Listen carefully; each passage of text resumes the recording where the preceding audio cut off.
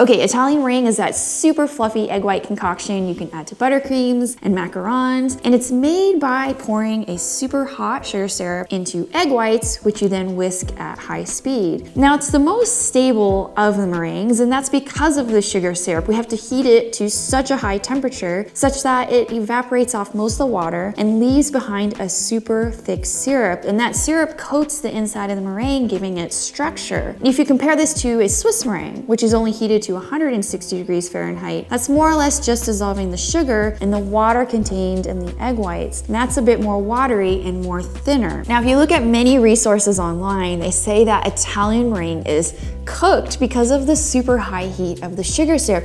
But I've always been kind of skeptical about that, mostly because of this book here, and it's on Food and Cooking by Harold McGee.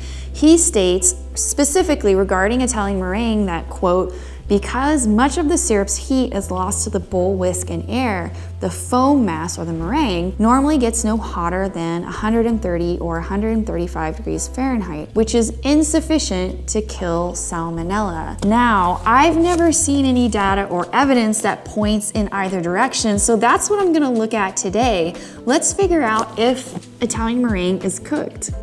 Now, before we get to the experimental setup, we first have to define cook, right? We want to determine whether the Italian meringue is cooked or not. And cooking is to prepare food for eating by a heating process. Do you ever wonder why we heat food? It changes specific physical properties, from flavor, like browning a steak, or texture, such as in egg whites going from a liquid to a solid. But it also does another very important thing. It makes food safe for human consumption in that it kills off bacteria that would otherwise make us sick. And to ensure that we don't eat contaminated food all the time, there are general guidelines that we can follow, and this is usually determined by country. Here in the United States, the USDA advises cooking eggs to at least 160 degrees Fahrenheit to be considered safe. This is the temperature at which salmonella is killed off. And if you're wondering where this temperature comes from, there's something called a death curve, and that shows the number of bacteria present in food decreases as you increase the temperature. This table here shows you the amount of time you have to hold food at a specific temperature to lower the amount of salmonella present. Now, this may or may not matter to you. Many countries have developed excellent manufacturing practices for safe raw egg distribution, such that consuming raw egg products is really not an issue. Or you may be comfortable with consuming raw food products. Whatever your preference or situation, I feel like it's always good to know either way so that you know what you're serving to others. So let's experiment. I'm going to make Italian meringue and continuously monitor the temperature of the egg whites as they whip and as I pour in the hot sugar syrup. My goal is to see if the final meringue temperature is cooked or reaches 165 Fahrenheit for a couple seconds. I've got my egg whites that I'm going to whip up on the right and my sugar syrup, which is just white granulated sugar and water, heating on the left. In the middle, you'll see my pink thermometer tracking the temperature of the egg whites for the top number and the temperature of the sugar syrup for the bottom number. While the sugar syrup is heating up, I'm going to slowly pour in the other portion of sugar, and that's going to help the meringue set up. And I'm waiting for that sugar syrup to reach 245-ish Fahrenheit before I start to pour it into the egg whites that are whipping. Now, before I started all this, I did some initial calculations to estimate what temperatures that we may be looking at. And I used a thermal equilibrium equation to estimate the final temperature of the meringue. This equation tells us the temperature change that occurs between two masses or two liquids when they're combined. And my calculations matched what Harold McGee was saying in his book, that room temperature eggs and a hot sugar syrup will only give us a final temperature around 131 degrees Fahrenheit. Now, the biggest problem I was having was getting the temperature probe down the bowl far enough, since the moving whisk rotates pretty close to the perimeter of the bowl. I ended up monitoring the surface temperature with an infrared thermometer, which I didn't feel was entirely accurate, but I was able to reach about 134 degrees Fahrenheit for a second or two, but I didn't come close to 160. So I tried a different setup. This time I used a bowl and a hand whisk, and this way I can position the temperature probe all the way down to the bottom of the meringue bowl to get a more accurate reading. The only problem is that this required 4 hands instead of my normal working 2, so I had to call in some reinforcements to pour in the hot sugar syrup while I frantically whisked and turned the bowl to incorporate the sugar syrup. And for this run, I was able to hit 148 for half a second, but maybe the probe was hitting the syrup directly instead of the meringue. It's hard to say with this hacky method, so again, I didn't reach my target. But one interesting observation, it was really difficult to do this with the hand mixer and that the resulting meringue was pretty droopy. I even placed it on the stand mixer to see if I can get it back to its normal texture after mixing, and after going on the stand mixer, I was able to get it a little sturdier, but it was far less voluminous than if I were to just use the stand mixer solely. And here's where I'd probably caution you not to attempt a proper Italian meringue without a stand mixer, but check this out. When I left my meringue out for a day, look what happened. Here's the meringue I made with the hand mixer, and look at this one. This is the properly made Italian meringue using the stand mixer the entire time. That first one I made, voluminous, but look at all that syrup that leaked out. So this is very interesting to me because it seems as if the egg white proteins and how well they are stretched and entangled with one another affects how the meringue holds on to the sugar. Could using a hand mixer be a solution to reaping pie toppings and baked meringues? Yes, you'll get a denser meringue, but you may also get one that holds on to sugar more readily. Okay, moving on. I wanted to do just one more test before finalizing my thoughts and wondered what variables or ingredients I could adjust to increase the final temperature of the meringue. And since I couldn't really increase the temperature of the sugar syrup because it'll get too hard to pour, then maybe I could start with a higher temperature for the egg whites. And my numbers showed that if I got the egg whites to around 100 to like 120, perhaps I could hit the 160. So for this setup, I had another bowl that I placed some boiling water inside. Then I placed another bowl on top and poured the egg whites in. And I was able to bring the temperature up to 100 and hold it. It was actually pretty hard to maintain, so I just went ahead and started the sugar syrup again, whipped the egg whites while pouring in the sugar. Once I hit the 245, the syrup went into the egg whites. And with this one, I was able to get around 142, but yeah, not yet up there to the 160s. Okay, so far I haven't been able to reach 165 in any of my experiments. That's not to say it's not possible, but let me explain why I think it's going to be pretty tricky.